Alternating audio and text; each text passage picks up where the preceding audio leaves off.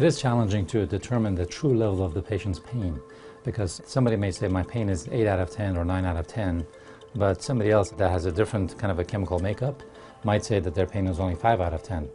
It's very difficult, it's very subjective. The doctor has to figure out, is this patient telling the truth?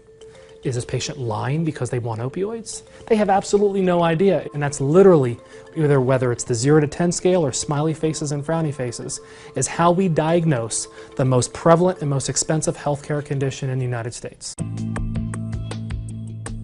Our business is all around delivering information to improve those important and sometimes life-threatening decisions.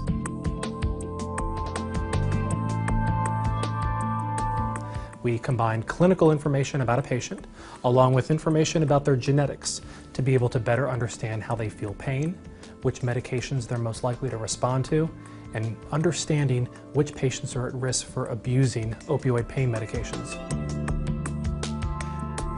I ended up having a lot of pain that I just couldn't catch up on.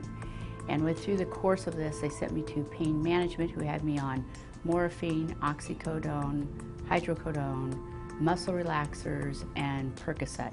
I was a non-functioning person, literally. They had labeled me as a drug seeker and that I had a very low pain tolerance. And in my past, I've had a very high pain tolerance. And then they sent me to a different doctor, and he decided to do the test that Proove does. And sure enough, the test proved, literally, that I had a very high tolerance, as my doctor described it. I have the pain tolerance of an NFL football player. And then he also turned around and said, you shouldn't be on all these medications, because I literally could have stopped breathing in the middle of the night. It turns out that I only needed 1 medication, so I got off 6 medications. So that, at the point in time, I was able to start functioning in the real world and be able to do what I normally do, which is run my business.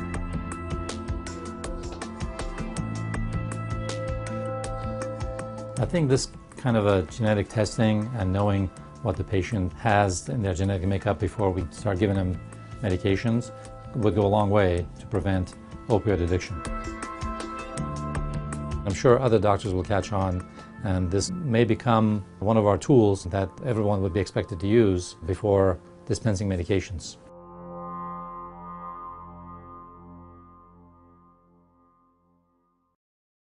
Hey CNBC fans, thanks for checking out our YouTube channel. Here you're going to find videos packed with all of the information that you need to be smarter about your finances. You can subscribe by clicking right here and click on all the videos around me or the eye right here to watch the latest from CNBC.